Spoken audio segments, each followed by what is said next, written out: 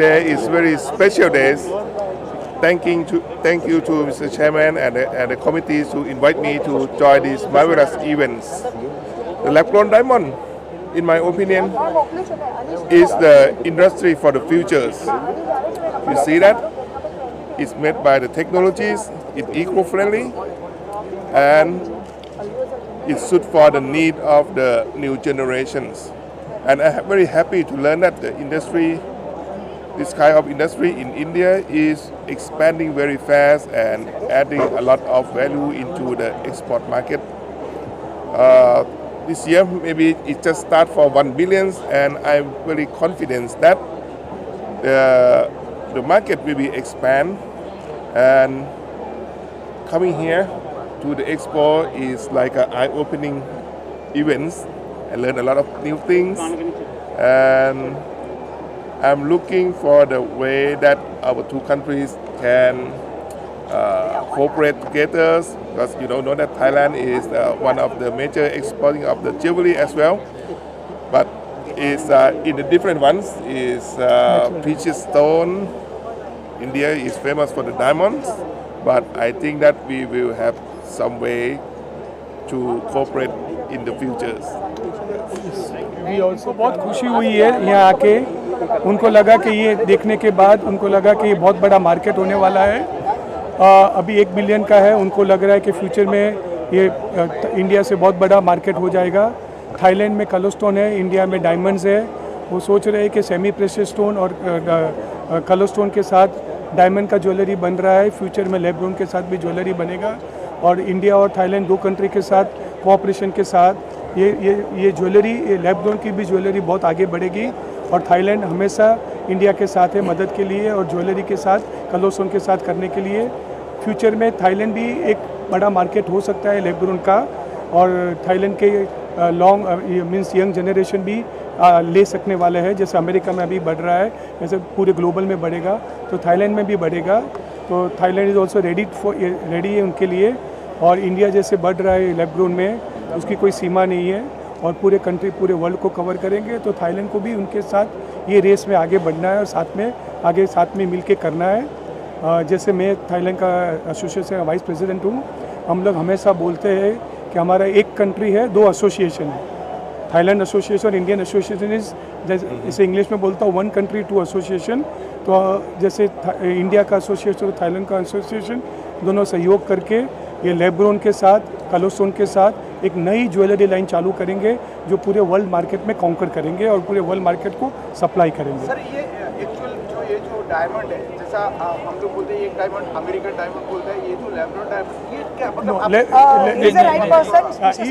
मैं Shashikant Dalichand Shah, chairman lab grown diamond jewellery and promotion council, Mumbai, India. आपने जो सवाल पूछा कि कैसा टाइप का डायमंड है, डायमंड एक ही होता है जो ज़मीन में से निकलता है, जिसको हम हीरा कहते हैं। जो ज़मीन में से निकलता है, जिसको बनने में 400 से 4000 साल लगता है, जो अपनी कुदरती धरती इसमें से अपने को उछाल के देती है। और विश्व को सबसे पहला डायमंड देने वाला, हीरा देने वाला देश अपना हिंदुस्तान ही है, जो गोलकोंडा माइंस बोला जाता था हैदराबाद के साइड का, और जाते जाते वो अफ्रीका, कनाडा, ऑस्ट्रेलिया में होते गया। लेकिन वो डायमंड सिर्फ बड़े लोगों के लिए ही था, राजा महाराजा और रानियों के लिए था, बाद में बड़े बड़े साहूकार आए उनके लिए था। जाते जाते अमेरिका की शोध के अंदर अमेरिकन डायमंड बना, जो मेड ऑफ प्लास्टिक। बाद में आया सीजेड, क्यूबिक ज़िरकोनिया, उसके बाद आया मोजोनाइट, सिलिकॉन कार्बाइड। और ये जो लैब-ग्रोन डायमंड है, ये डायमंड में से ही डायमंड बना, मशीन में उगा, बना नहीं है। आपने खेती के अंदर, खेत बाड़ी के अंदर गेहूँ डाला, वो गेहूँ उगा। इसके अंदर भी, ये डायमंड के अंदर भी जो डायमंड का कण है छोटा, उसको ही मशीन में छोड़ा, और जो धरती के अंदर, ज़मीन के अंदर, माइंस के अंदर, खान के अंदर जो तापमान दबाव मिलता है, वो ये मशीन में मिलाया जाता है। और जो 400 से 4000 साल लगता है, ये 35 से 40 दिन में वो डायमंड उग के बाहर आता है। Physically, chemically, optically same property. इसका सर्टिफिकेट भी आता है, जिससे नेचुरल डायमंड का सर्टिफिकेट आता है, GIA, IGI, HRD, AGL, ये सब देते हैं।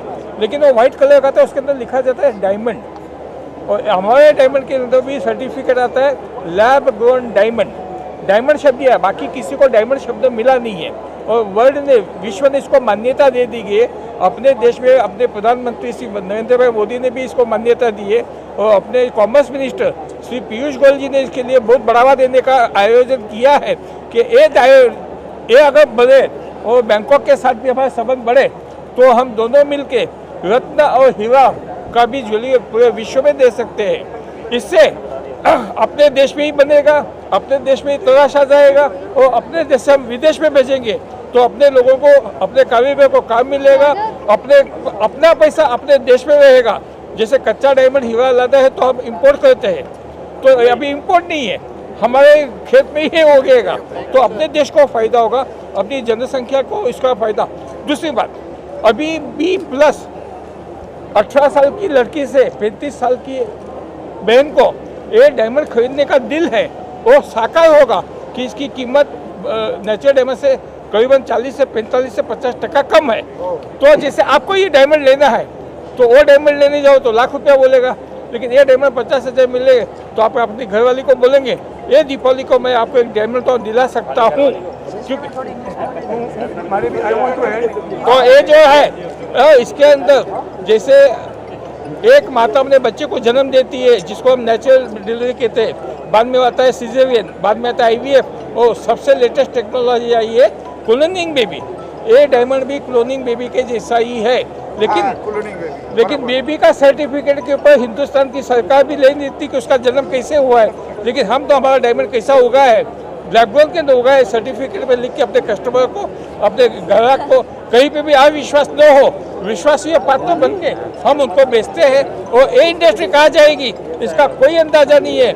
आज 2022 में आज है हमारा दूसरा शो है, आप सब लोग आए हैं, सवाल पूछते हैं, तुमको खुशी होती है कि आपको भी कितनी जानकारी लेनी है, तो हम पूरे देश की जनता को ये समाचार देते जाते हैं। एक प्योर डायमंड है, ये ब्लड डायमंड नहीं है, एक ग्रीन डायमंड है, इससे कोई आपको नुकसान नहीं है। आपके लिए कोई भी छोटी से छोटी लड़की भी एक 10 सेंट का हीरा लेके अपनी चूक बना सकती है। इससे पूरे हिंदुस्तान के अंदर सोना खरीदना आसान है, लेकिन डायमंड खरीदना सस्ता हो जाएगा। लेकिन अभी हर किसी का सपना पूरा होगा कि मेरे पास भी एक हीरा है। अच्छा, I want to add something. As a Thailand, one minute. As a Thailand, हम लोग Thailand के we are proud to say कि we were the first people who came to inaugurate the first fair. Now we are the second time also we have done the inauguration of the lab-grown diamond. We think that jewelry market in the third largest jewelry market is Thailand. The lab-grown diamond will be coming to Thailand to make jewelry and send it to America. मेरा last statement है, with the lab-grown diamond, this will become the luxury diamond is going to be the most affordable luxury for every woman in India and the world. Thank you.